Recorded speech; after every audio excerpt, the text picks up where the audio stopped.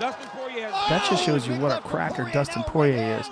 The fact that Max Holloway, who beats the shit out of Calvin Kattar and says, I'm the best boxer in the UFC, and Dustin's like, hold on, Dustin son. says, hold my hot sauce. Do you not? I know they're talking about Conor again.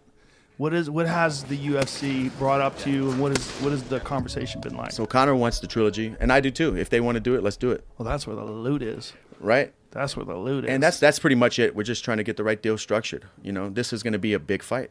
Oh my God. He knocked me out. I knocked him out. Yeah. This would be one of the biggest fights ever. The trilogy. Yeah. Yeah.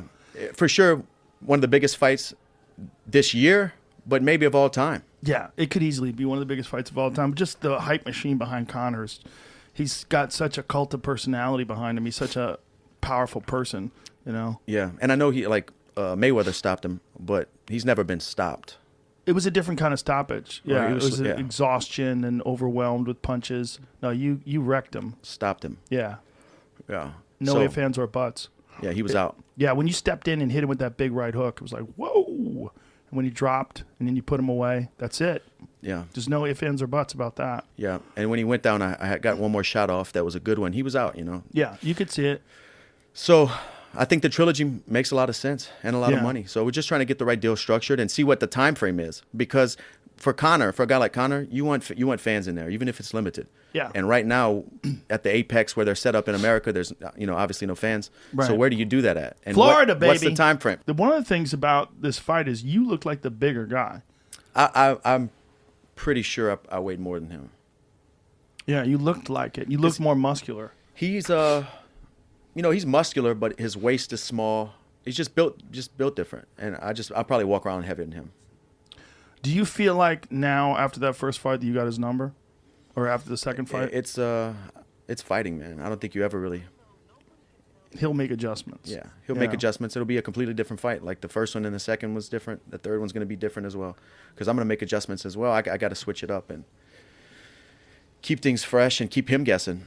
Yeah. Obviously, and honestly, it's not a lot of time to adjust and work on what he needs to work on for the calf kick or what I want to switch up. You know, we're just right back in camp, getting ready to fight. We're not really evolving outside of training camp. For me, I learned things in training camp because it's just constant, every day under pressure.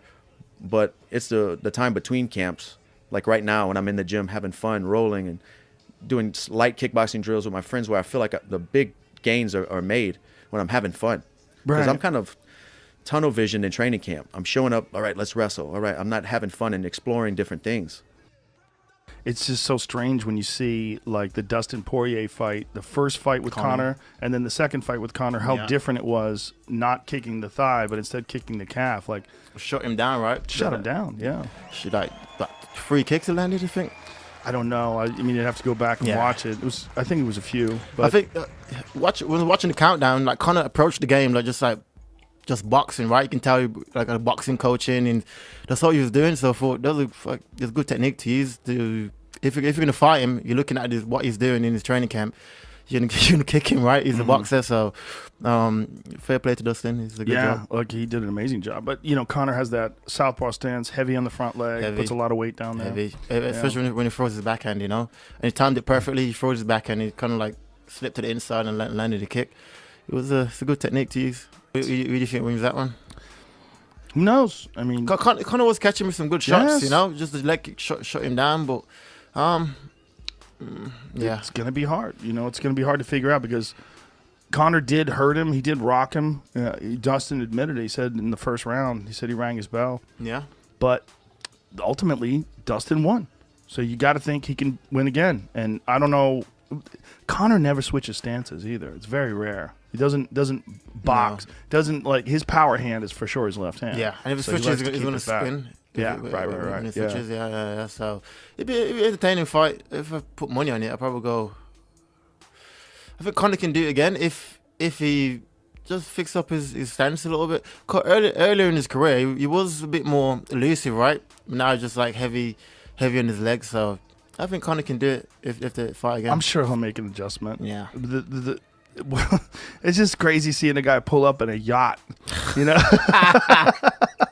to a big fight. I mean, he's doing shadow boxing on a yacht and meditating on the yacht. It's like, wow. Like if he did win that way, that's like the most baller shit ever.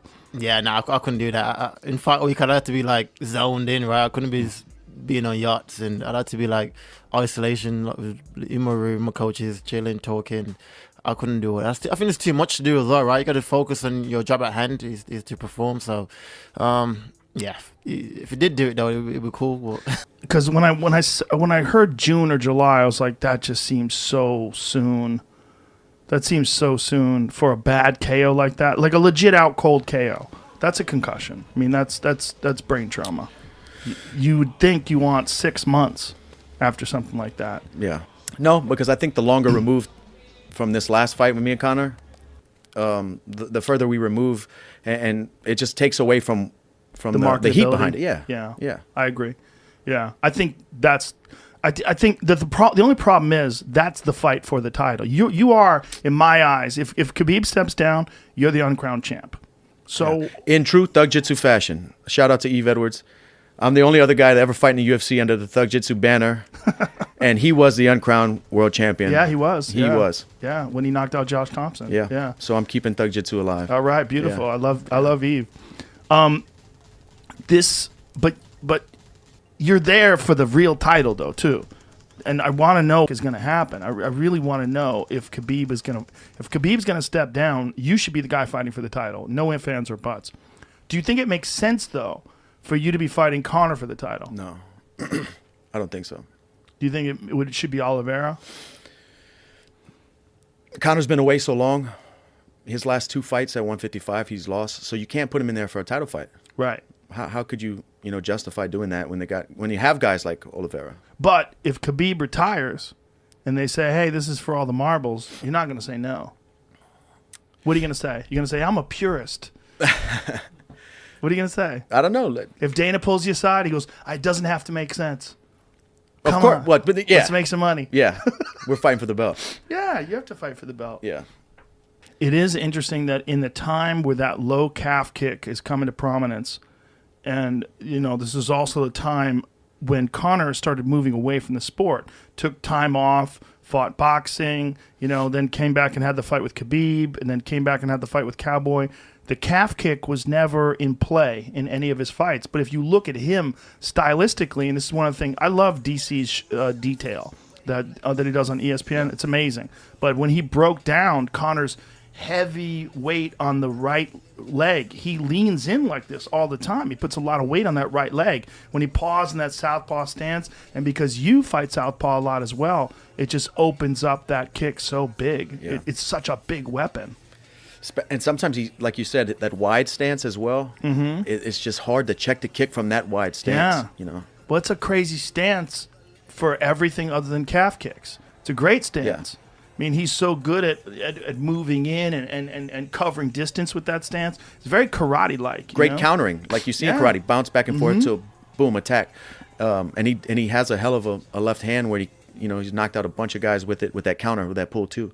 And that's what we worked on a lot that training camp with my boxing coach, Dia Davis, is that pull two, baiting him in to throw the pull two. Yeah. The one time where it was one of the times, you caught him several times, but one time when you caught him with that counter right hook and you pointed at him, you're like, got you, bitch. Yeah, that felt good. I just felt like I was kind of grabbing the wheel and starting to let him understand, this guy's changed. Yeah. Like this isn't the same fight.